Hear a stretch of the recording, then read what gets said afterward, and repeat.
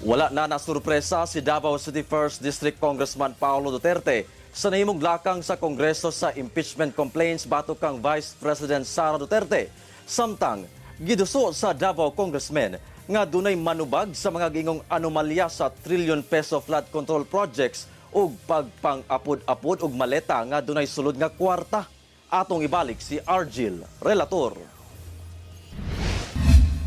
Human miboto ang House Committee on Justice nga sufficient in form and substance ang ikatulo ug ikaupat nga impeachment complaints batok kang Vice President Sara Duterte. Wala na kini gikatingala sa magulang sa bise nga si Davao City 1st District Congressman Paulo Duterte. Gipakita lang matud pa niini kung paunsa ka andam ang pipila ka pwersa sa Kongreso nga gamiton ang impeachment sa politikanhong katuyuan, inay ipatigbabaw ang pagkamakatarungan ug hustisya. Gidayig ni Congressman Pulong si Congressman Bong Suntay sa pagbarog ug pagdumili nga ma-intimidate o ma-pressure sa pag-apil sa maong political exercise. Si Congressman Suntay lang ang ginusarang naghatag og no vote. Mensahe niya sa 54 ka mga kongresista nga miboto pabor sa pagpalusot sa impeachment sa komite. Temporaryo lang ang gahom sa politika, apan permanente ang accountability sa katawhang Pilipino. Pangutana niya kung si kinsa nga anaa sa Kongreso o sa administrasyon ang imbestigahan o mapriso tungod sa aligasyong trillion-peso flood control corruption ug manubag sa mga pondo sa mga bagahe nga gipang apod-apod.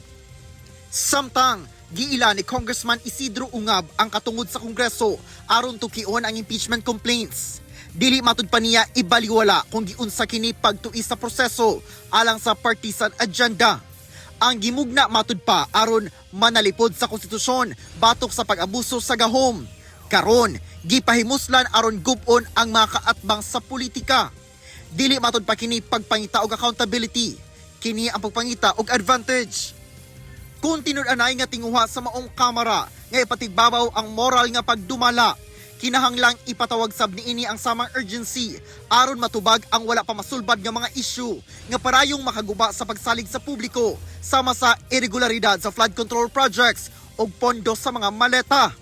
Gipangayuan pa og pahayag ang House Committee on Justice labot niini. Ako si Argil, relator. 1 Mindanao.